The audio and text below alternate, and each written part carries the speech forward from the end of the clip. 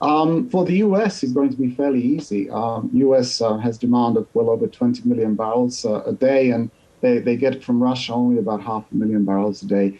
And that 500,000 is actually substitute for the lost Venezuelan barrels, more in terms of quality. So US will probably would barely even feel that effect. Oh, that is interesting. So to make this a meaningful ban, would the EU and other nations need to follow? I think to make it meaningful, they certainly should. The problem is for Europe will be far, far harder than the United States because Europe is very, very closely linked in the whole of energy sector with Russia. But Beverly, it's happening already because of higher freight rates, because of, having seen, these scenes that you've just shown, how can one go and buy Russian oil and give money to Putin? It's happening already. So Russian barrels are struggling to find buyers. There was only one cargo traded in the last few days, and that was a massive, massive discount. That is interesting. So, give us a sense of the oil market. I mean, how well in advance are orders made? Are they prepaid? Are they sort of just in the chain already? Well, it depends whether you're talking about people who are in the middle, like traders. Traders normally have prepaid barrels. So even if there was an embargo on Russian exports, oil exports, a lot of traders would actually hurt. In fact, probably more likely the banks that finance those deals. They usually do those deals for a year.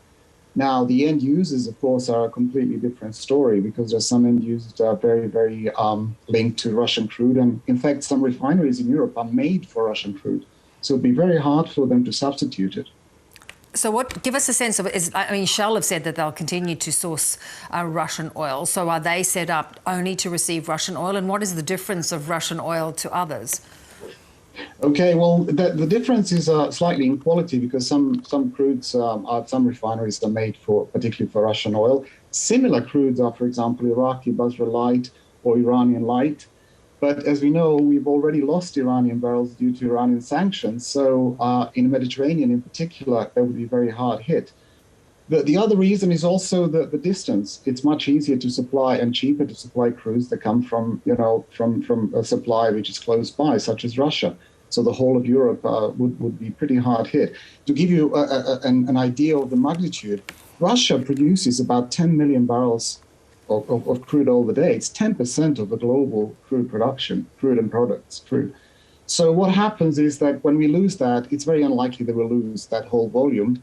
They export about up to 7.5, 8 million barrels, out of which crude oil is about 5 million barrels. Europe takes most of it at the moment. So that's a lot of oil to be lost. We very often lose 1 million barrels of Libyan exports, for example, and prices go up $5, $10.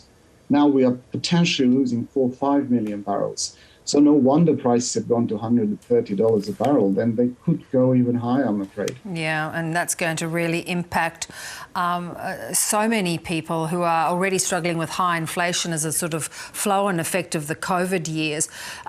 You talk about Iran. I mean, that would be one way to quickly get back some supply, by lifting those sanctions. What about some of the other Arab states? Well, I'm very disappointed with the actions of OPEC. They decided to stick to their guns, and they declined to make any dent in this loss, which we've already lost some oil.